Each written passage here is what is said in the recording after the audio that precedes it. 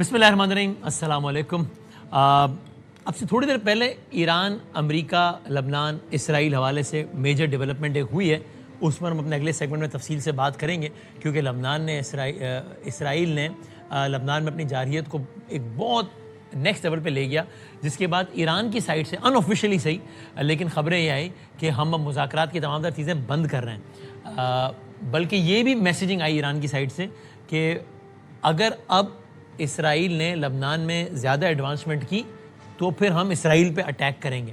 تھوڑی دیر پہلے Donald Trump کا بیان آیا ہے کہ میری بڑی اچھی گفتگو ہوئی ہے اسرائیل کے وزیر اعظم نیتن یاہو سے، اور بیروت میں فورسز نہیں بھیجی جائیں گی، اور جو فورسز چل پڑی تھی، کیونکہ اسرائیل نے کہا تھا ہم بھیج رہے ہیں، جو فورسز چل پڑی ہیں ان کو میں نے واپس بلا لیا۔ اگر دکھا بھی سکے وہ ٹویٹ جب سے کچھ لمحات پہلے ڈونلڈ ٹرمپ کی جانب سے آیا ہے، وہ یہ چل رہا ہے، I had a very productive call, جس میں وہ بتا رہے ہیں کہ میری بہت ہی ایک اچھی میری گفتگو ہوئی ہے اور نیتن یاہو سے ہوئی ہے، اور جس میں انہوں نے there will be no troops going to Beirut and any troops that are on the way have already been turned back، کہ جو راستے میں چل پڑی تھی بیروت کی جانب وہ میری نیتن یاہو سے اس گفتگو کے بعد وہ واپس چلے گئے۔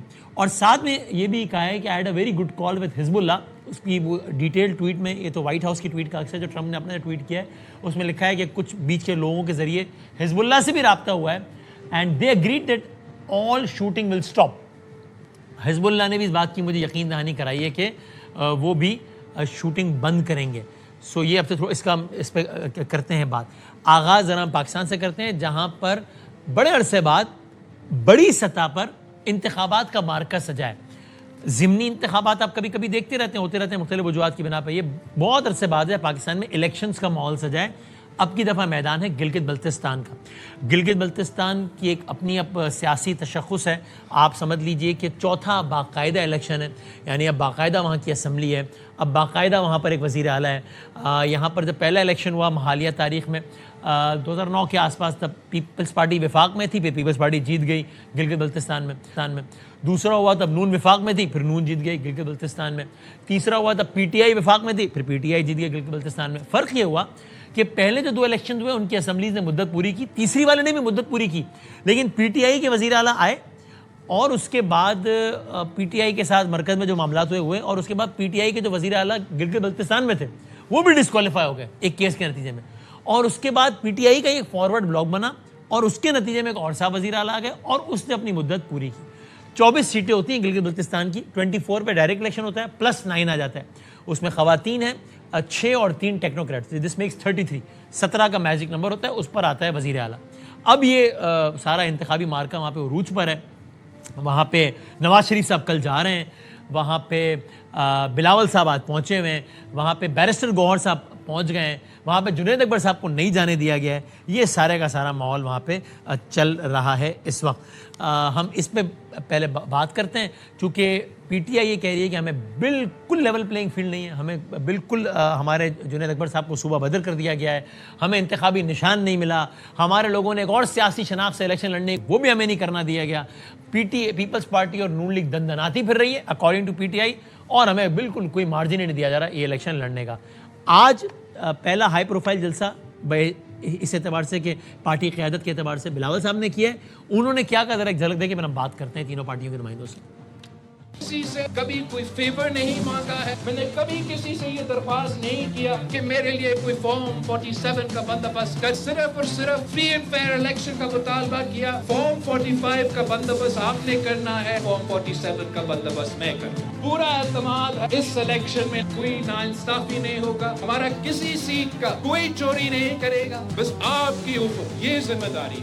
فارم 45 ہاتھ میں لے کے پھر آپ کروا دو۔ ہمارے مقابلے میں جتنے بھی سیاسی جماعتیں ہیں وہ ہر چیز کو اسلام آباد سے چلانا چاہتے ہیں، وہ گوادر کو بھی اسلام آباد سے چلانا چاہتے ہیں، وہ کراچی کو بھی اسلام آباد سے چلانا چاہتے ہیں۔ آپ لوگ میں آ رہے ہیں، آپ کو پتا ہے کہ کیا ہوتا ہے، کہتے ہیں کہ وسائل نہیں ہے، اگر وفاق کنگال ہے تو سب سے پہلے وہ آزاد کشمیر اور گلگت بلتستان کا جو وزارت ہے نا وہ بند کرے، پورا اختیار۔ وہ مظفر آباد میں بیٹھے ہوئے اور گلگت میں بیٹھے ہوئے اسمبلی۔ 2 حوالوں سے بڑی انٹرسٹنگ بات کی بلاول صاحب نے۔ ایک تو انہوں نے بھی کہا پچھلے الیکشن میں میری 9 سیٹیں چوری ہوئی تھی، اور انہوں نے کہا کہ یہ ہمارے علاوہ ساری جماعتیں اسلام آباد سے سب چلانا چاہتی ہیں انکلوڈنگ کراچی. دس ریمائنڈ دس کہ کراچی کی گورننس کے حوالے سے جب بات ہوتی ہے تو ایم کیو ایم نے باقاعدہ مطالبہ کیا ہے کراچی کو وفاق کے حوالے کیا جائے. پیپلز پارٹی اس کو یعنی آپ کہہ لیجیے ان اوے غداری سے تعبیر کرتی ہے, ناٹ ایگزیکٹلی, بٹ وہ کہتے ہیں کہ یہ کیا بات ہے, یہ کس طرح کی بات ہے. بلاول صاحب نے بھی آج ابھی یہ والی بات کی ہے کسی بھی جماعت کا نام لیے بغیر. اور بلاول صاحب نے فارم 45-47 کی بات کی. شرمیلہ فاروقی صاحب ہمارے ساتھ ہیں جن کے کراچی کے حوالے سے بیانات اور سب کا آپ نے ظاہر سنے. ابھی جو کراچی کے اتفاق سے بات ہو رہی ہے لیکن ہم گلگت بلتستان میں ہم نے بات کرنی ہے, ہمارے ساتھ ہیں, میں بہت شکر گزار ہوں.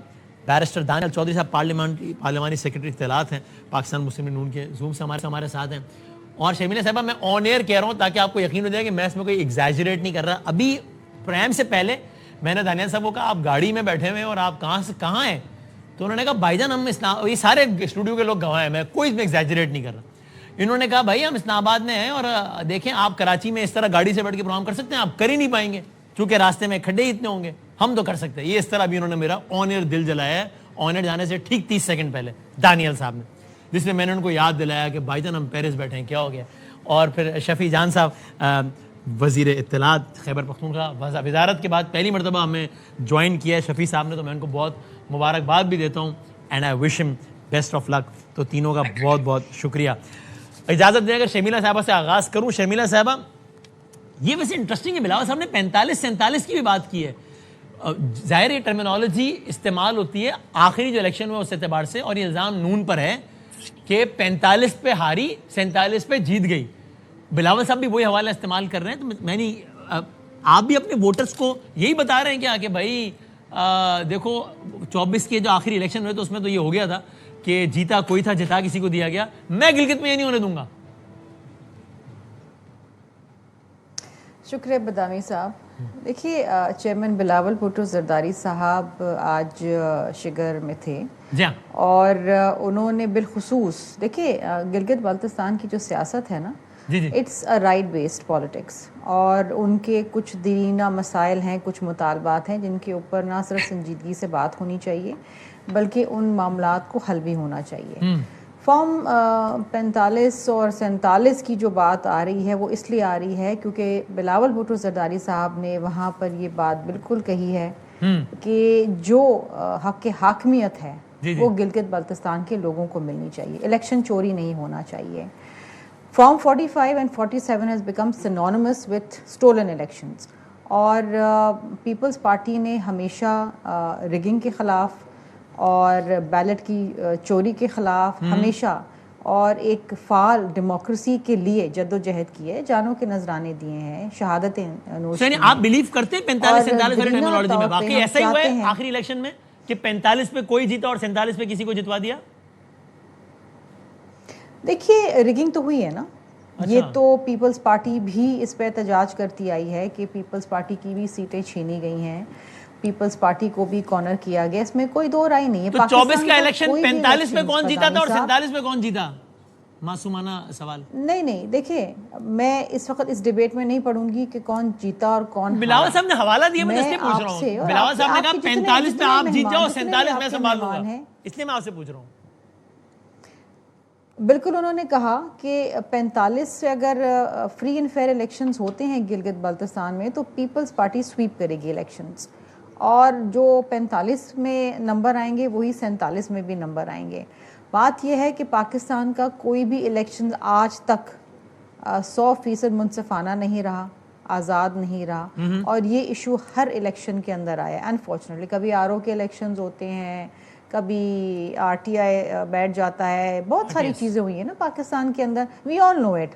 ہم اس پہ تبصرے بھی کرتے آئے ہیں, ہم اس پہ باتیں بھی کرتے ہیں, ہم اس پہ احتجاج بھی کرتے آئے ہیں, ایویڈنس بھی آئی ہے. ایک الیکشن کے بعد تو ملک بھی 2 لاکھ ہو گیا. جو ہم سب کی خواہش ہے کہ الیکشن کمیشن بالکل آزاد ہو اور اس ملک کے اندر ایسے الیکشن ہو کہ جیتنے والا جیت منا سکے اور ہارنے والا بڑی احترام کے ساتھ اپنی ہار تسلیم کرے, وہ اس ملک میں نہیں ہوا آج. تو اس پہ بھی آپ کامنٹ کرنا نہیں چاہتی کہ آخری جو الیکشن ہوا اس میں 45 پہ کون جیتا اور 47 پہ کون؟ You don't want to comment on it.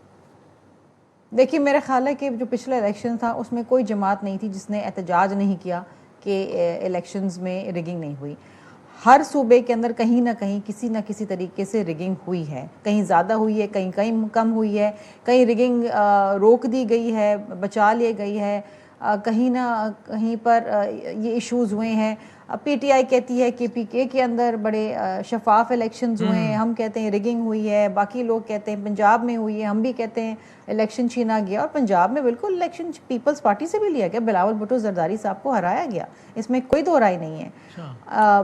لیکن انفارچونیٹلی یہ صرف باتوں تک ہی باتیں رہ گئی. ہم نے تو پی ٹی آئی کو یہاں پر شفیع جان صاحب بیٹھے ہوئے ہیں, بلاول بھٹو زرداری صاحب نے جو پہلی سپیچ کی تھی نیشنل اسمبلی میں, انہوں نے کہا تھا, پی ٹی آئی والوں کو دعوت دی تھی کہ آئیں ہمارے ساتھ بیٹھیں اور پولیٹیکل ریفارمز لے کر آئیں, الیکٹورل ریفارمز لے کر آئیں, تاکہ جو فارم 45 کی بات آپ کر رہے ہیں, فارم 47 کی بات یہاں پر ہو رہی ہے, ہم بیٹھ کے اس معاملے کو حل کریں. کیونکہ انہوں نے وہ بات بھی ان کو یاد دلائی کہ ایک وقت یہ تھا کہ جب ہم اس طرح بیٹھتے تھے اپوزیشن میں تو ہمیں تو فارم 45 بھی نہیں ملتے تھے, ہم تو 3 دن تک احتجاج کرتے تھے کہ ہمیں فارم 45 تو دو, اور آپ ہنستے تھے. آج آپ اس طرف ہیں, ہم اس طرف ہیں, تو آئیں بیٹھیں. ابھی گلگت والے میں کوئی کامنٹ خالی یہ کرتے شرمیلا صاحبہ, as a political worker and as a political observer, آپ کے خیال میں گلگت بلتستان میں اس وقت لیول پلینگ فیلڈ ہے سب کے لیے؟ آپ کے پاس, دانیال صاحب کی پارٹی کے پاس اور شفیع صاحب کی پارٹی کے پاس مساوی مواقع ہیں اس الیکشن میں عوام کے پاس جانے کے؟ Quick question. دیکھیے بدامی صاحب, بظاہر طور پہ تو جس طرح پی ٹی آئی احتجاج کر رہی ہے, ایک تو ایک روایتی طور پہ احتجاج کرتے ہیں نا کہ ان کو ہر چیز پہ احتجاج کرنا ہوتا ہے چاہے ضرورت ہو یا نہ ہو, لیکن جس طریقے سے ان کے ایشوز آ رہے ہیں کہ این او سی نہیں مل رہی, تو ایک کنٹروورسی ڈیولپ ہو رہی ہے. آپ کا اوپینین کیا ہے, ان کو مل رہی ہے لیول پلینگ فیلڈ کیا نہیں مل رہی؟ بلاول بھٹو زرداری صاحب نے کہا کہ آپ فارم 45 لے لیں, 47 لانا میرا کام ہے. تو لگ یہ رہا ہے کہ کہیں نہ کہیں یہ الیکشنز بھی چوری ہو جائیں گے. ان فیور آف, اب دیکھیں یہ روایتی طور پہ یہ بات ہے, میں کوئی چیز کا الیکشن چوری ہوں گے تو یعنی کس کے حق میں, کسی کے حق میں چوری ہوں گے نا, کسی کا مال چوری ہوتا ہے اور کسی کو ملتا ہے. ہوتی ہے. دیکھیے بدامی صاحب, یہ تو بات طے ہے, آپ پچھلے سارے الیکشن اٹھا کے دیکھ لیں کہ جو جماعت وفاق میں حکومت میں بیٹھی ہوتی ہے اسی کی پھر حکومت گلگت بلتستان اور آزاد کشمیر میں بنتی ہے, because of course it's federally control نا.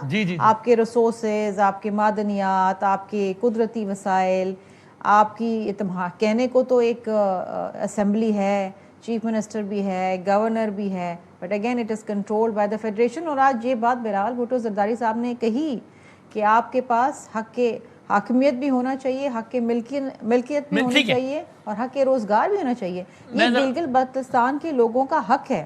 میں ذرا دانیال صاحب, ایک تو پہلے آپ بتا, شکر ہے آپ کی گاڑی تھوڑی سی ہلی ہے نا, تو اس دل کو تسلی پہنچی ہے, ویسے کو یقین کریں آپ. تو ہم تو بدعاؤں پر ہی اتر آئے نا سیدھا, کہ اللہ کرے آپ کے راستے بھی خراب ہو. بدامی صاحب, میں آپ کا اگلا پروگرام گاڑی سے کروں گی, اور میں اپنے گھر سے نکلوں گی اور آپ کے اسٹوڈیو تک گاڑی میں سفر کروں گی نہیں, آپ کے اسٹوڈیو تک, اور پھر آپ دیکھیے گا کہ اس میں کتنے جمپس آتے ہیں. یہ نہیں ہو پائے گا. پروگرام آپ کو بدامی صاحب یاد ہوگا کہ آپ کے ساتھ میں نے بڑے پروگرام, یہ نہیں ہو پائے گا. میں نے آپ کو اچھا مشورہ دیا بھائیوں والا, آپ گھر سے نکلیں شارع بھٹو کے ساتھ, تب چل جاتا کام. یہ شفیع جان آ چکے ہیں ہمارے آفس, آپ کے ساتھ میں نے بہت سارے شو کراچی کی سڑکوں پہ کیے ہیں, آپ کو یاد ہونا چاہیے. ہاں, لیکن آپ میرے آفس اگر آئیں گی گاڑی پہ اور یہ فون پہ پروگرام کریں گے تو نہیں ہو پائے گا. فون چھنے گا نہیں انشاءاللہ, چونکہ آپ کے ساتھ سیکیورٹی گارڈ ہوں گے, لیکن گاڑی اتنی ہلے گی کہ یہ شفیع جان آئے تھے میرے اسٹوڈیو ابھی 4 مہینے پہلے, ان کی آنکھیں پھٹی ہوئی تھی, کہنے لگے یار آپ ادھر آتے ہو روزانہ. یہ گواہ ہے, میں مبالغہ نہیں کر رہا, گواہ ہے, پوچھ لیجیے گا ابھی ان کی باری ہے. جی دانیال صاحب. بدامی صاحب, شرمیلا جو ہے میری بہت پیاری بہن ہے, اور ان کی ہر بات سے میں ایگری کرتا ہوں, لیکن میں آپ کو بتاؤں کہ کراچی کے جتنے بھی یہ ایم این ایز آتے ہیں نا پیپلز پارٹی کے, ساتھ ہی اپنی کمر کی کشن بھی ساتھ لے کے آتے ہیں. ساروں کی کمروں میں نے بھی رکھی ہوئی ہے پیچھے لگ سب کا. سر میں تو اسلام آباد میں نہیں, میں راول پنڈی کی سڑکوں پہ تھا, اور یہ وہ راول پنڈی جو اندرون جو ہے, جس طرح کراچی آپ کا اندرون ہے نا, جہاں تو آپ جائیں تو شاید گاڑی کے ٹائر بھی آتے واپس آئیں, تو دیکھیں جہاں ڈیولپمنٹل اور انفراسٹرکچر کی بات ہے وہ تو کوئی کمپیریزن نہیں ہے دونوں صوبوں کا, کوئی کمپیریزن نہیں ہے. وہ اور اس کا بہت بڑا کریڈٹ جو ہے وہ مینجمنٹ کو جاتا ہے. جس طرح یہاں کی ہماری جو گورنمنٹ ہے اس نے پچھلے کچھ سالوں میں اور چند خاص طور سے لاسٹ 2 دہائیوں میں جو انفراسٹرکچرل کام کیا ہے اس کا کوئی کمپیریزن نہیں ہے. اسی طرح بدامی صاحب تھوڑا سا سے اب آگے جائیں تو ہم الیکٹرول کی بات کریں جو جی بی میں ہو رہے تھے.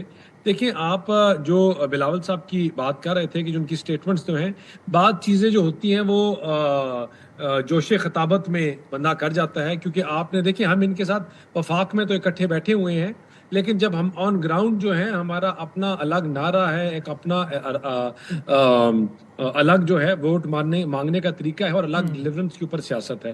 تو اس کے پاس لوگوں کو یونائٹ کرنے کے لیے کچھ جو چیز آپ کو چاہیے, اپنے لوگوں کو تھوڑا ان کا جوش خون کو جوش دینے کے لیے. تو آپ کے خیال میں آپ کا میجر کمپیٹیٹر گلگت بلتستان میں شرمیلا صاحبہ کی پارٹی ہے یا شفیع صاحب کی؟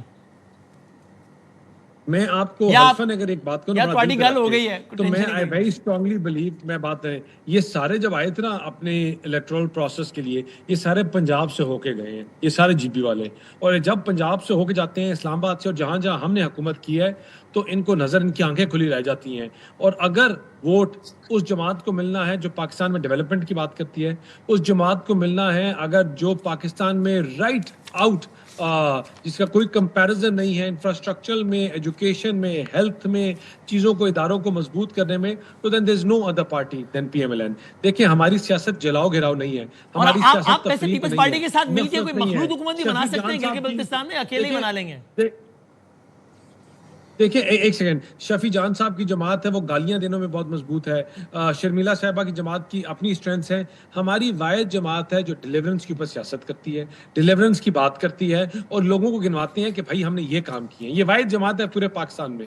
جہاں تک دیکھیں بات ہے اکٹھے حکومت بنانے کی, تو بالکل وائی ناٹ. اگر پیپلز پارٹی یا جو بھی جماعت ہے جن کی جو سیٹیں نکلیں گی انشاءاللہ ان کے ساتھ بیٹھ کر ہمیں تو بہت خوشی ہوگی کسی کے ساتھ بھی کر کے, صوبے کے جو انفراسٹرکچر ہے, صوبے کی جو اور حالات ہیں ان کو بہتر کرنے کے لیے کسی جماعت کے ساتھ بھی بیٹھ کر ہم حکومت چلانے کے لیے. آپ بھی چاہتے ہیں کہ کراچی کو وفاق سے چلایا جائے؟ بلاول صاحب نے کہا ہمارے علاوہ ساری جماعتیں چاہتی ہیں کہ سب کچھ اسلام آباد سے چلے, کراچی بھی اسلام آباد سے چلے. آپ یہ چاہتے ہیں؟ دیکھیں میں کراچی کو وفاق سے چلائیں یا نہ چلائیں, لیکن میں چاہتا ہوں کراچی کے جو حالات ہیں وہ وفاق جیسے ہو جائیں یا پنجاب جیسے ہو جائیں, بہتر ہو جائیں. وہاں کے لوگ جو ہیں دے ڈیزرو بیٹر. میں نے جس طرح پہلے کہا کہ ریسنٹلی فیو وزٹس میرے جو کراچی میں لگے تو میں پریشان ہو گیا پہلی دفعہ جب ڈیفینس دیکھا کہ یہ ڈیفینس ہے, جب پہلی دفعہ دیکھا کہ بھائی کہ یہ سارا ملیر اور سارا علاقے میں دیکھ کے پریشان ہو. یہ دیکھا بدعا لگی ہے, پریشان ہوئے, آپ کا سگنل ہی کٹ گیا. اب ہم اس پر اتر آئے ہیں. پتہ چلتا ہے کہ ایک آندھی آتی ہے, ایک اب آ رہی ہے آپ کو آواز؟ اب آ رہی ہے بدقسمتی سے. بدامی صاحب آ رہی ہے آپ کو آواز؟ جی انفارچونیٹلی آ رہی ہے. جی تو ایک میں نے سنا ہے کہ کراچی میں 1 گھنٹے کی آندھی آتی ہے تو پورا کراچی کا انفراسٹرکچر لائٹیں بند ہو جاتی ہیں ان کی تاروں کی وجہ سے. تو ہم جو ہیں ان سے بہت آگے اور بارش آتی ہے تو پانی بھی آتا ہے. آپ جو کام کریں نا بدواؤں پہ آگے ہیں. ہاں جی دیکھیں اب آپ جو آگے ہیں بدواؤں پہ, تو دیکھیں آپ کو رادر دین پورے کراچی وہ اس چیز کو اپریشیٹ کرتے ہیں کہ پنجاب کا جو کمپیریزن ہے وہ کوئی نہیں ہو سکتا سندھ کے ساتھ. چلو میں شفیع صاحب سے پوچھتا ہوں, چونکہ وہ آ بھی چکے ہیں ایئر وے کے آفس, وہاں بہت سی محرومیاں ہیں. شفیع صاحب اگلی دفعہ آئیں تو آپ کو بھی چیلنج ہے. شرمیلا صاحب, شفیع جان صاحب کو جی مبارک بھی ہو ان کی نئی پوزیشن کے اوپر, وزارت مل گئی جی, بس اللہ خیر کرے. بڑے آپس میں بڑا مسئلے مسائل بھی, اللہ خیر کرے, ہمارے بھائی کی وزارت قائم رہے. سو یہ تو آپ نے شرمیلا صاحبہ کا بھی سن لیا چیلنج. شفیع جان اگر آپ اس پہ کچھ کامنٹ کرنا چاہیں تو. باقی آپ بتائیے یہ کیا معاملہ ہے؟ جنید صاحب آپ کو نہیں جانے دیا, صوبہ بدر کر دیا, لیکن گوہر صاحب گئے ہیں اور وہ آئی ہوپ کہ ان کو الیکشن کیمپین بھی کرنے دی جائے. یہ کیا ہے آپ کو لیول؟ کیونکہ اب یہ لوگ کہیں گے دانیال صاحب کہ جی بدامی صاحب اگر ہم نے پی ٹی آئی کو ماحول نہ دینا ہوتا تو ہم گوہر صاحب کے ساتھ بھی یہ کرتے, جنید صاحب کے ساتھ کیا. تو گوہر صاحب نے چونکہ این او سی لی تھی تو آنے دیا, جنید صاحب نے نہیں لی تھی نہیں آنے دیا. سب سے پہلے بدامی صاحب آپ کا شکریہ. سر جہاں تک گلگت بلتستان کے الیکشن کی بات ہے تو عملی طور پہ تحریک انصاف یہ الیکشن جیت چکی ہے. اب نے صرف 7 جون کو اپنے ووٹ کو محفوظ بنانا ہے ہمیں صرف اپنے ووٹ کو محفوظ بنانا ہے، کیونکہ 8 فروری 2024 کو ایک تجربہ جو ہمارے ساتھ ہوا تھا، ہم یہ نہیں چاہتے کہ وہی سٹوری دوبارہ ریپیٹ ہو۔ ہمارے جتنے بھی کینڈیڈیٹس ہیں، ہم سب اس میکانزم پہ کام کر رہے ہیں کہ آپ نے اپنے فارم 45 کو 47 پہ کیسے کنورٹ کرنا ہے۔ تمام تر ہماری انرجی اس پہ ویسٹ ہو رہی ہے، تمام تر لائے عمل اس کے لیے بنایا جا رہا ہے۔ ہم یہ چاہتے ہیں کہ جس طریقے سے فارم 45 ہم اپنے جتنے بھی بوتھس ہیں وہاں سے کلیکٹ کریں تو اس کو فارم 47 پہ کنورٹ کریں۔ اگر کوئی بھی 8 فروری جیسا قصہ ریپیٹ کیا جاتا ہے تو بھرپور اس کا مقابلہ کیا جائے گا۔ راستے بند کرنے ہو یا پھر گلگت بلتستان کو بند کرنا ہو، بالکل بند کرنا پڑے گا۔ بات بڑی سمپل ہے کہ اس وقت تحریک انصاف کو تو پلینگ فیلڈ نہیں مل رہی، لیول پلینگ فیلڈ تو دور کی بات ہے۔ آپ نے دیکھا ہوگا کہ ہم نے گلگت بلتستان ڈیموکریٹک موومنٹ کی ایک پارٹی تھی جس کا نشان پولو مین تھا، ہم نے اس کے ساتھ الحاق کیا تو اس کو کینسل کر دیا گیا، اس پہ پابندی لگا دی گئی۔ ہمارے کینڈیڈیٹس کو آزاد تصور کر کے مختلف نشانات دیے گئے، کیونکہ ان کو ڈر ہے عمران خان کا کہ کہیں ایک نشان ان سب کو مل گیا تو یہ جو 24 کی 24 سیٹیں جیت جائیں گے۔ یہ جو کہتے تھے کہ ہم بڑے پاپولر ہو گئے ہیں ثالثی رول کے ساتھ، تو آپ نے دیکھ لیا گلگت بلتستان میں کون کتنا پاپولر ہے، وہ ایک بیانیہ بھی ان کا ختم ہو گیا۔ بات بڑی واضح ہے کہ 4 سال سے عمران خان صاحب جیل میں ہیں، لیکن پاکستانی عوام ان کے ساتھ جڑی ہوئی ہے، نہ ان کی تصویر دیکھ رہے ہیں، نہ ان کی آواز سن رہے ہیں، ان کی ملاقات پہ پابندی ہے، صحت کی بنیادی سہولت ان کو نہیں مل رہی، وکیلوں سے ان کی ملاقات بند ہے، بیٹوں سے پھر بات نہیں ہو رہی، بہنوں سے ملاقات بند ہے۔ تو یہ تمام تر چیزیں پوری پاکستانی قوم دیکھ رہی ہے اور پاکستانی قوم عمران خان صاحب کے ساتھ جڑی ہوئی ہے۔ گلگت بلتستان کے عوام سی ایم صاحب جائیں گے گلگت یا وہ اپنے عہدے کی وجہ سے نہیں جا سکتے الیکشن کیمپین کے لیے؟ نہیں، کوئی بھی کیبنٹ ممبر جو ہے اور کوئی بھی جو منصب پہ بیٹھا ہوا شخص ہے وہ کیا الیکشن کمپین میں حصہ نہیں لے سکتا، لیکن یہ مفروضہ صرف تحریک انصاف کے لیے ہے، کیونکہ امیر مقام صاحب وہاں پہ موجود ہے جو کہ فیڈرل منسٹر ہے، ادھا فیڈرل منسٹر ہے، وہ وہاں پہ موجود ہے اور وہ ترقیاتی پیکیجز عباد صاحب اناؤنس کر رہے ہیں، لیکن الیکشن کمیشن کی جو خاموشی ہے وہ ہمیں سمجھ نہیں آ رہی۔ تو یہ وہی ساری چیزیں ہیں جس کے تحریک انصاف سراپا احتجاج ہے، لیکن گلگت بلتستان کی عوام فیصلہ کر چکی ہے۔ 7 جون کو انشاءاللہ آپ دیکھیں گے کہ فارم 45 سارے پی ٹی آئی کے ہوں گے، فارم 47 کا تحفظ ہم اپنے یقینی بنانے کی پوری کوشش کریں گے۔ اور آپ کہہ رہے ہیں اس کے لیے ہمیں راستے بند کرنے پڑے، کچھ بھی کرنا پڑا، صوبہ بند کرنا پڑا، ہم کریں گے۔ دیکھیں، ہم ایک تلخ تجربے سے گزرے ہیں بادامی صاحب، کیونکہ پنجاب کا مینڈیٹ ہمارا تھا، کراچی کی سیٹیں ہماری تھی، بلوچستان میں کچھ سیٹیں ہم جیت چکے تھے، 180 ہماری سیٹیں تھی، لیکن جس بونڈے طریقے سے فارم 47 نون لیگ کو پکڑایا گیا اور پھر ہمارے کراچی کے مینڈیٹ کو ایم کیو ایم اور پیپلز پارٹی کے درمیان بانٹا گیا، تو ایک تلخ تجربے سے ہم گزر چکے ہیں۔ ہم دوبارہ اس چیز کو ریپیٹ نہیں ہونے دیں گے، اس کے لیے ہم بھرپور تیاری کر رہے ہیں۔ ابھی دنیال صاحب کہہ رہے تھے کہ دنیال صاحب تو بات بڑی واضح ہے کہ 17 سیٹوں کی پارٹی ہے، 17 سیٹوں کی پارٹی جو ہے جس طریقے سے بے شرمی عذاب کی طرح پاکستان پہ مسلط ہے، میں ان کو چیلنج کرتا ہوں کہ کوئی ایک سیکٹر بتا دے، کیونکہ پچھلے 4 سالوں سے ان کی گورنمنٹ ہے، پہلے 2 سال پھر اب کے 2 سال، کسی ایک سیکٹر میں ان کی حکومت نے پاکستان کو ترقی کی راہ پہ ڈالا ہو۔ کوئی انہوں نے 50 سے زیادہ ایم اے یوز کیے ہیں، اس سے زیادہ بیرونی دورے کیے ہیں، شہباز شریف ہر دورے پہ جاتا ہے، کوئی bogus M A U sign کر کے آ جاتا ہے، کوئی ایم اے یو ایک بتا دے کہ انویسٹمنٹ اس پہ آئی ہو۔ اچھا، اور شفیع صاحب ایک بات اور بھی بتا دیجئے، آپ نے کل بھی ایک چیلنج کیا تھا شہزاد اقبال صاحب کے پروگرام میں کہ چونکہ کہا جا رہا ہے کہ آپ کے کچھ ایم پی ایز آپ کے ساتھ نہیں ہیں، کوئی 20، کوئی 25، کوئی 40، آپ نے بڑی بات کی، آپ نے کہا یار 2 کا رینڈملی نام لو، میں 10 منٹ میں تردید کروا دوں گا ان 2 سے۔ میں اگر اسپیسیفک ایک کا نام لوں، علی امین گنڈا پور صاحب، یہ ہر حوالے سے سہیل آفریدی صاحب کے ساتھ کھڑے ہیں؟ بالکل، علی امین گنڈا پور صاحب اناؤنس کر دے کہ میں نہیں کھڑا تو لگ پتہ جائے گا۔ دیکھیں، بات بڑی واضح ہے کہ جب علی امین گنڈا پور صاحب سی ایم خیبر پختونخوا تھے، وہ عمران خان صاحب کے نامزد کردہ وزیر اعلیٰ تھے، تو 91 ایم پی اے ان کے پیچھے کھڑے تھے۔ پھر جب ان کو چینج کیا گیا، آفریدی صاحب کو نامزد کیا گیا، تو 91 ایم پی اے ان کے پیچھے کھڑے ہیں۔ بات بڑی واضح ہے وسیم صاحب کہ خیبر پختونخوا میں سکہ عمران خان کا چلتا ہے۔ اگر کسی کے ذہن میں یہ سوچ ہے تو اس کا جو وہ کر لے، پھر اس کے جو ریزلٹ ہوں گے وہ محمود خان اور پرویز خٹک اس کا عملی نمونہ اور زندہ مثال موجود ہے۔ اور کل سی ایم صاحب جا رہے ہیں اڈیالہ اور آپ لوگ کل پھر جا رہے ہیں؟ جی بالکل، سی ایم صاحب کل 12 بجے کے پی ہاؤس سے نکلیں گے، تمام پارلیمنٹیرینز ان کے ہمراہ ہوں گے، صرف پارلیمنٹیرینز ہی ہوں گے کیونکہ ورکرز کو اس وقت کال نہیں کی گئی، کیونکہ ورکرز کی گرفتاریاں ہوتی ہیں، ربر بلٹس چلتے ہیں، گرفتاریاں ہوتی ہے، تو یہ لاٹھی چارج کرتے ہیں، شیل پھینکتے ہیں، واٹر کینن استعمال کرتے ہیں، کیونکہ اس ملک میں کوئی قانون اور آئین تو ہے نہیں۔ اور کل اگر نہ ملنے دیا تو کیا کریں گے؟ کل خان صاحب کی کل بھی ملاقات نہ کرے تو کیا کریں گے؟ تو کل لاہے عمل ہم کل دیں گے انشاءاللہ۔ اچھا جی، ٹورڈز دی اینڈ شمیل صاحب آن لائٹر سائڈ، ویسے اب اگر آپ کو آپ کے اس بیان کا حوالہ دیں جو آپ نے کسی ایک ٹی وی پروگرام میں دیا تھا, اچھا ہمارے والے پیرس والا, تو آپ بھی کہہ سکتی ہیں. سعد حفیظ صاحب نے بھی بیان دیا ہے, انہوں نے کہا ہے ہم گلگت بلتستان کو پیرس بنا دیں گے, وہ سوئٹزرلینڈ بنا دیں گے. تو آپ یہ بھی بیان دے سکتی ہیں جواب میں کہ یہ انہوں نے آن ریکارڈ کہا, آپ کہیں گے تو سنا بھی دوں گا آپ کو. شرمیلا صاحب یہ دیکھیں, میں آپ کو ایک بھائی کے اعتبار سے ہر محاذ میں سپورٹ کر رہا ہوں. دیکھیے بدامی صاحب, میں اگلا شو آپ میں دانیال صاحب کے خلاف کھڑا ہو گیا ہوں, کھل کے سامنے آ گیا ہوں اور گاڑی سے کروں گی. اور میں سمجھتی ہوں کہ کراچی کے اندر اتنی پوٹینشل ہے, اور کراچی میں پیپلز پارٹی کی حکومت کے تحت بہت زیادہ کام ہو رہا ہے. آپ ٹرانسپورٹ کا نظام دیکھیں, اب آپ سڑکوں کا نظام دیکھیں, اسی طریقے سے آپ ہسپتالوں کا جو یہاں پر سسٹم ہے, ہیلتھ کیئر کی جو فیسلٹیز ہے اس کو آپ دیکھیں. یہ تمام چیزیں ہیں. میرے خیال ہے اس کے اوپر اگر آپ ایک الگ سے پروگرام رکھیں, اور میں موازنہ نہیں کرنا چاہتی پنجاب ورسز سندھ اور سندھ ورسز پنجاب, یہ بہت ایک میرا خیال ہے کہ پولیٹیکلی ایک بہت ہی نیگیٹو پروگرام ہوگا.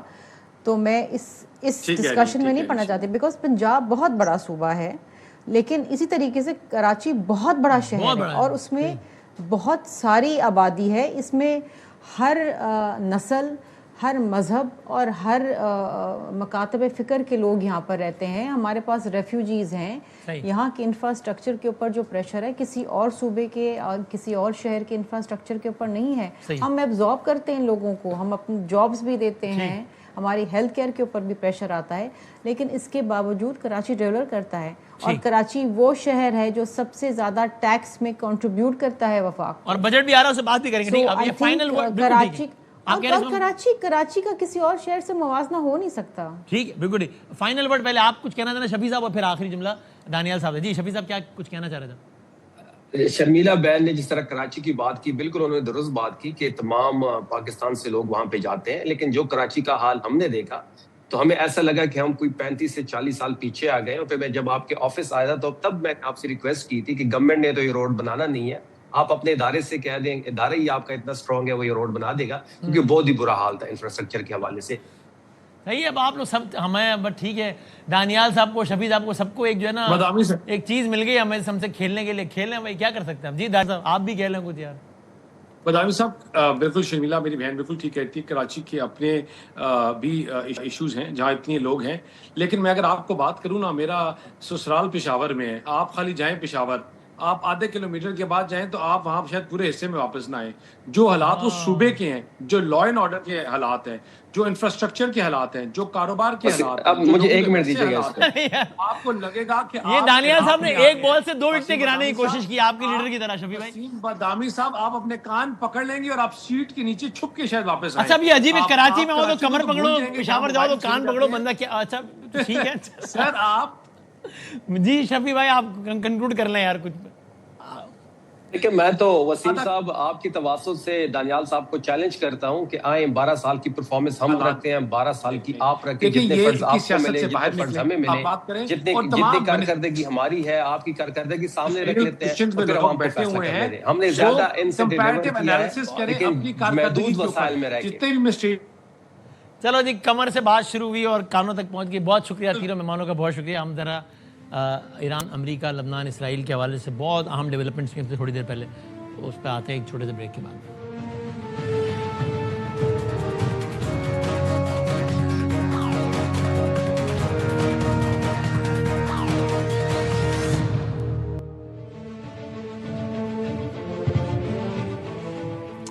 خوش آمدید ایک بار پھر. عالمی حالات پہ بات کرتے ہیں. پہلے ہم تفصیل سے بات کر چکے ہیں, تو خالی کوئک ایک ریکیپ کہ تازہ ترین ڈیولپمنٹ یہی ہوئی پچھلے کچھ گھنٹوں میں لگا کہ اسرائیل نے لبنان پر اٹیکس کو بہت بالکل ایک نیکسٹ لیول پہ لے گیا, جس کے بعد ایران کی جانب سے 2 سگنلنگ ہوئی. ایک یہ کہ ہم مذاکرات اب ختم کر رہے ہیں, بات ہی نہیں کر رہے کسی سے, اور لبنان کی وجہ سے, اور دوسرا یہ کہ اب اگر اسرائیل نے مزید پیش قدمی کی تو پھر ہم بھی, یعنی لبنان کی طرف, تو پھر ہم اٹیک کریں گے اسرائیل پر. یہ میسیجنگ ہوئی. تھوڑی دیر پہلے, اب سے کوئی 40-50 منٹ پہلے, ٹرمپ کا بیان آیا کہ میری نیتنیاہو سے بات ہوئی ہے اور مزید یہ افواج بیروت کی جانب نہیں بڑھیں گی, جو راستے میں تھی واپس آ گئی.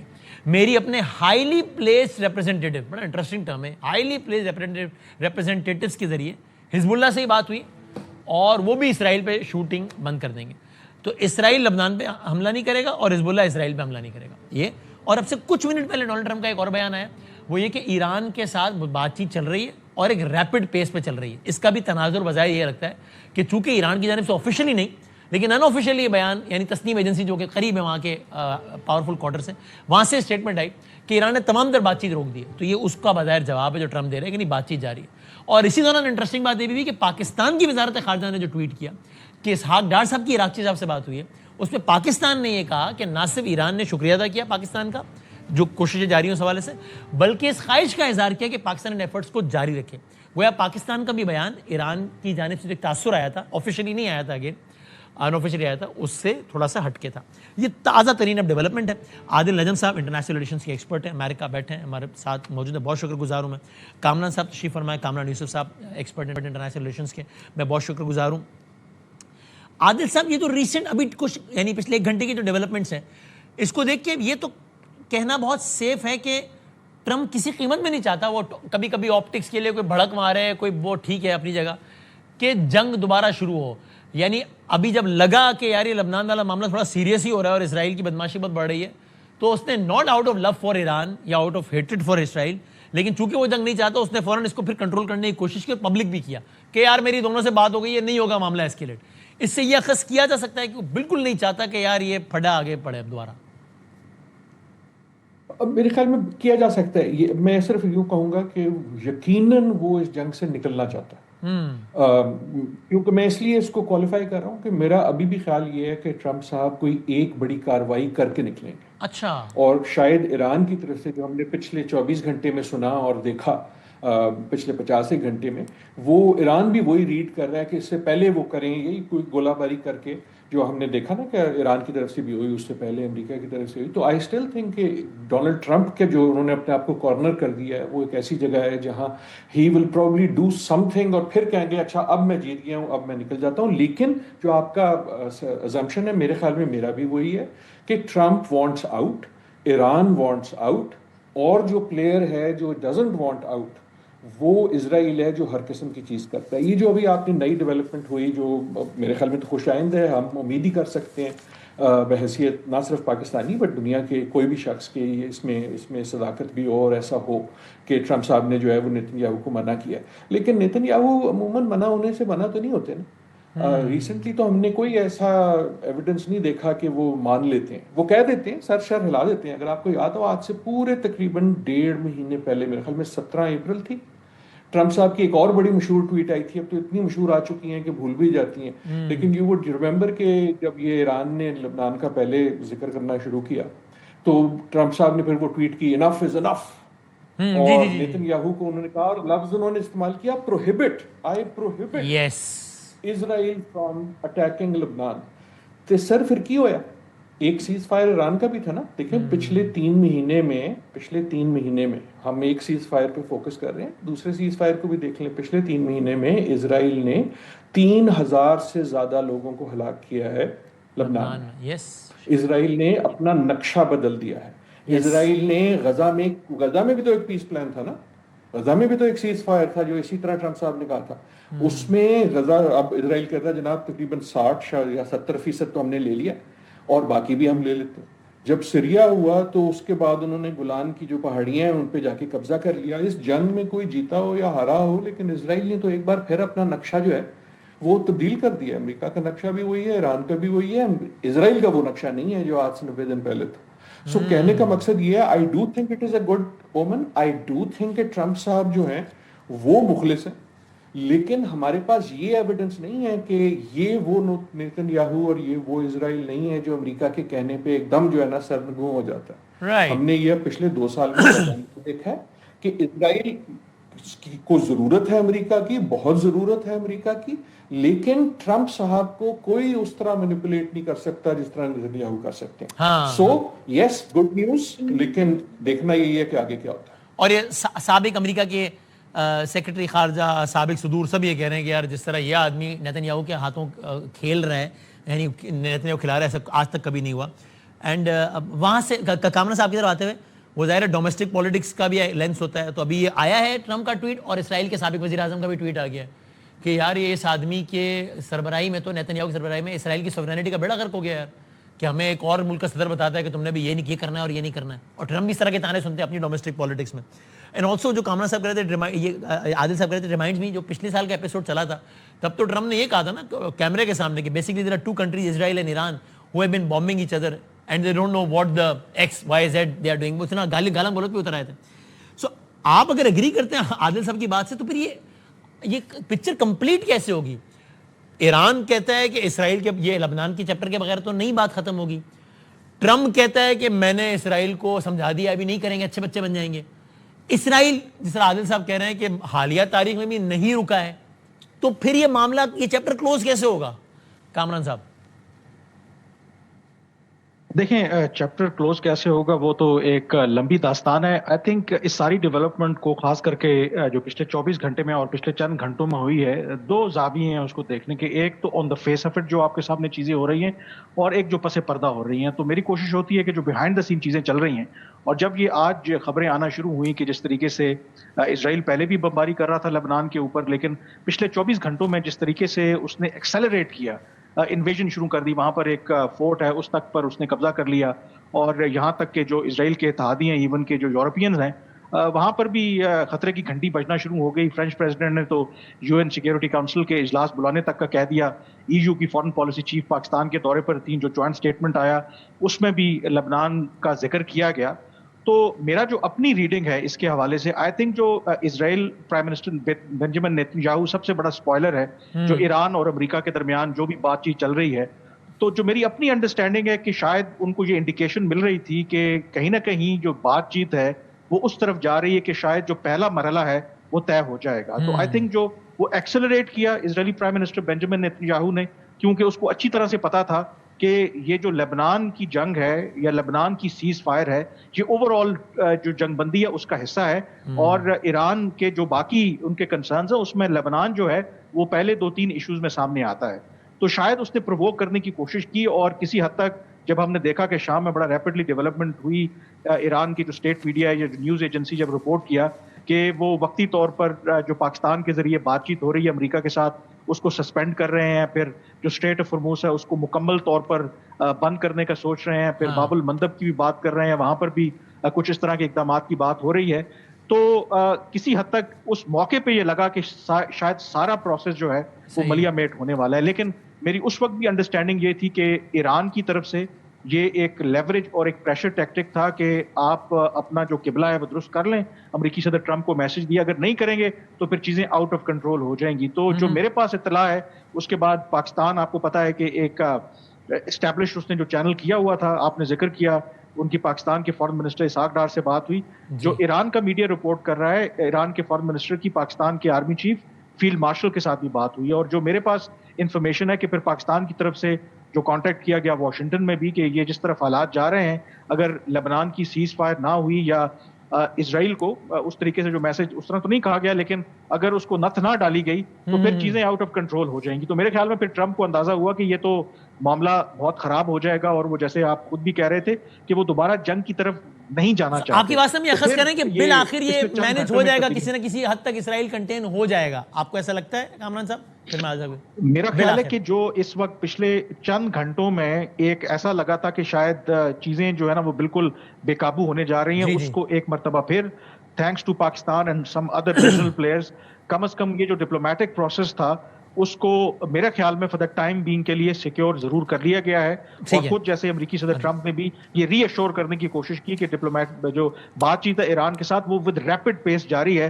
تو اس کا یہ مطلب ہے کہ diplomacy is still very much alive and kicking. Adil صاحب wants to add something sir, then I will come up with my question. جی میں صرف گزارش کرنا چاہ رہا ہوں, کامران جو ہے نا بریلینٹ آدمی, بڑی زبردست اس نے بات کی ہے, لیکن کامران جو ہے نا پس پردہ چیزیں دیکھتا ہے. مجھے تو جو پردے پہ فلم چل رہی ہے وہ بھی نہیں سمجھ آتی. تو میں تو مزدور آدمی ہوں, لیکن دو چیزیں میں کہوں گا اس میں جو کامران نے کی. ایک, یوزلی میں کنسپریسی تھیوری سے بھاگتا ہوں, لیکن just building on what Kamran said which I do think is brilliant, کہ میرے خیال میں یہ اسرائیل کی طرف سے بھی سوچی سمجھیے. اسرائیل نے جو لبنان میں پچھلے 2-3 دن میں کیا ہے وہ شاید صرف لبنان کی وجہ سے نہیں کیا, وہ ایران کو پرووک کرنے کے لیے کیا. امریکہ میں بھی یہ بات ہو رہی ہے اور یہ سوچا بھی جا سکتا ہے. سرپرائز یہ نہیں ہے کہ ایران نے پچھلے 24 گھنٹے میں کیا کہا, سرپرائز یہ تھی کہ اس سے پہلے کیوں نہیں کہا, کیونکہ ایران کی جو پیشنس ہے وہ بڑے دنوں سے ٹیسٹ ہو رہی ہے نا. Yes. وہ کچھ کرتے ہیں, اگلا پھر کوئی نئی چیز ڈال دیتا ہے, پھر کوئی نئی چیز ڈالتا ہے, پھر وہ ایک نیا لے آتے ہیں, پھر وہ نیا ایشو آ جاتا ہے, کبھی ابراہیم اکارڈ آ جاتا ہے.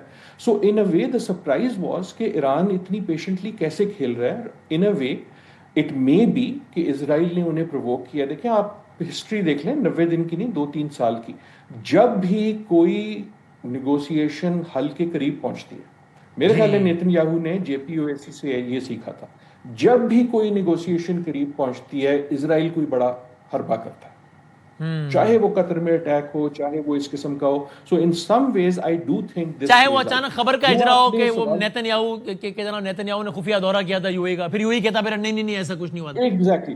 Exactly. And so I think اسرائیل جو ہے, اور وہ from Netanyahu's perspective I think it is the exact right thing, کیونکہ ان کو یہ پتا ہے, ان کا یہ خیال ہے کہ یہ ان کا آخری بہترین موقع ہے. This is his last best chance. جو ان کے پاس ابھی موقع ہے ٹرمپ کے ساتھ, وہ جانتے ہیں انہیں کبھی نہیں ملے گا. امریکہ میں ان کی سپورٹ بھی گر رہی ہے, بہت چیزیں ہو رہی ہیں. اچھا, دوسرا جو آپ نے سوال پوچھا کہ کیا اس کا مطلب ہے کہ ہم واپس آ گئے, تو میں ہاں کرنے لگا تھا انٹل یو سیڈ کہ اس کا مطلب یہ ہے کہ جی اسرائیل کنٹرول ہو جائے گا. مجھے نہیں یقین کہ اسرائیل کنٹرول ہوگا, لیکن میرا یہ یقین خیال ہے کہ جو اگریمنٹ کافی عرصے سے اب پک چکی ہے, جس کو کامران اور دوسرے ہمارے جو دوست ہیں بڑی اچھی طرح رپورٹ کر رہے ہیں, وہ آخر میں آپ ادھر ہی آئیں گے, کیونکہ اٹ از, اور وہ مسئلہ یہ نہیں ہے کہ اب مسئلہ یہ نہیں ہے کہ اگریمنٹ میں کیا ہوگا, اب مسئلہ یہ ہے کہ کس روٹ سے ٹرمپ صاحب اپنے آپ کو کنونس کر دیں گے کہ ہم وہاں آئیں. کیسے آئیں؟ میرے خیال میں میرا وہی جواب ہے جو میں نے آپ کے پروگرام پہلے دیا ہے, اجازت دیجیے گا ایک جملے کا پھر کہہ دیتا ہوں, کہ جنگ شروع تب ہوئی تھی جب نیتن یاہو نے کنونس کیا تھا ڈونلڈ ٹرمپ کو کہ پہ جاؤ. صحیح. جو وہ کسی پریزیڈنٹ کو نہیں کر سکے تھے, انہوں نے اس کو کنونس کر دیا کہ تم بھی آ جاؤ. صحیح. جنگ شروع اس دن ہوئی تھی جب نیتن یاہو نے کنونس کیا ٹرمپ کو کہ تم اس کو جوائن کر لو اور اٹیک کر دو. جنگ ختم اس دن ہوگی جب ٹرمپ کنونس کر سکیں گے نیتن یاہو کو کہ ہن باز آ جاؤ, بہت ہو گیا. ابھی تک ٹرمپ ہیز بین unable اور unwilling to do.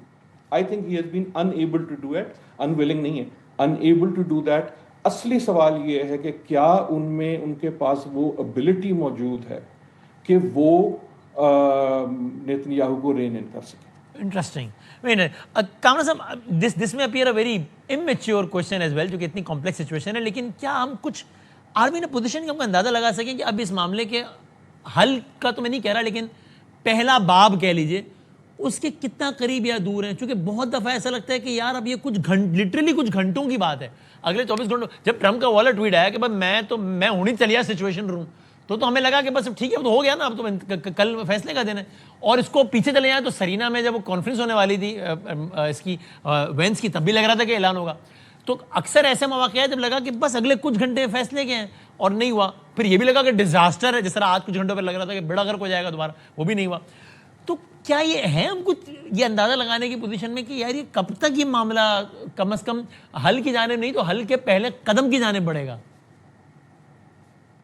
دیکھیں, اس کا جو سمپل جواب یہ ہے, گیون جو ہمارا پاسٹ کے کچھ ہفتوں کا جو ایکسپیرینس رہا ہے, کہ جب تک ڈاٹڈ لائنز کے اوپر دستخط ہو نہیں جاتے تو سیئنگ از بلیونگ, اس وقت تک آپ کچھ کہہ نہیں سکتے کہ کیا ہے. لیکن جو آج کے بھی واقعات ہیں اور اوور آل اگر آپ اس کو دیکھیں تو اس کا یہ مطلب ہے کہ جو مرضی عزائم جس مرضی کے ہوں, لیکن فی الحال جو فریقین ہیں, خاص کر کے اسرائیل کو مائنس کریں, امریکہ اور ایران دوبارہ جنگ کی طرف واپس نہیں جانا چاہتے. اور اسی لیے جو عادل نجم صاحب نے بھی کہا اور میری بات کو وہ انڈورس کر رہے تھے کہ اسرائیل نے پرووک کرنے کی کوشش کی, اور جو ایران کی طرف سے آج جو بھی اقدامات لیے گئے وہ صرف یہ تھا کہ بتانا یہ تھا, ایک کلیئر میسج دینا تھا امریکہ کو کہ اگر یہ معاملہ یہاں پہ نہیں رکے گا تو پھر مجبوراً ہمیں کچھ ایسی کارروائی کرنی پڑے گی کہ سارے معاملات جو ہیں پھر خراب ہو جائیں گے. اور پھر ظاہر ہے کہ ان کا ٹائملی, وہ میرے خیال میں ایران کا ایک میسج تھا جو ٹرمپ کو سمجھ آ گیا کہ معاملات اب دوسری طرف جا رہے ہیں. تو over all I still believe, میرا خیال ہے کہ جیسے عادل نجم صاحب بھی کہہ رہے ہیں, کم از کم جو ابتدائی ایک MOU ہے نا, وہ تو کسی حد تک, وہ آج ہو کل ہو ایک ہفتے کے بعد ہو, وہ تو ایک مرتبہ ضرور سائن ہوگا. ہاں, کیا وہ اگلے فیز میں حتمی جو ایک معاہدہ ہے وہ اس کی شکل اختیار کرے گا, اس پر میرے خیال میں ابھی بھی بہت سے سوالات ہیں. اور one quick comment, I think جو ایران کی انٹرنل پالیٹکس ہے اس پر بھی فوکس کریں. ایک جو وجہ ہے کہ جو مجھے بھی سمجھ آئی ہے, جو مجھے پتا چلا ہے کہ وہاں پر آبویسلی ایران کے جو سپریم لیڈر ہیں وہ حتمی اتھارٹی ہیں اپیرنٹلی, لیکن ان کی جو ایک سپریم نیشنل سیکیورٹی کاؤنسل ہے وہ بھی فیصلہ کرتی ہے، یعنی کہ انڈورسمنٹ لینی ہوتی ہے. عام طور پر کہا یہ جاتا ہے کہ وہ میجورٹی کے ساتھ فیصلے لیتی ہے، لیکن جو میری اطلاع اوول آر رپورٹس کے جی وہ جو رپورٹ کریں، یہ بڑا امپورٹنٹ پوائنٹ ہے. اس میں جو ایران کے سپریم لیڈر نے یہ کہا ہے کہ تمام کی تمام جو نیشنل سیکورٹی کونسل کے ممبران ہیں ان کی انڈورسمنٹ چاہیے، یعنی کہ میجورٹی کا نہیں بلکہ کنسنسس کے ساتھ یہ ہم نے فیصلہ کرنا ہے. سارے جو ان کے ممبران ان کو اگری. تھینک یو سو مچ، بہت شکریہ دونوں مہمان، بہت بہت شکریہ. کیا بنتا ہے زندگی سے تو کل ملتے ہیں انشاءاللہ. اللہ حافظ.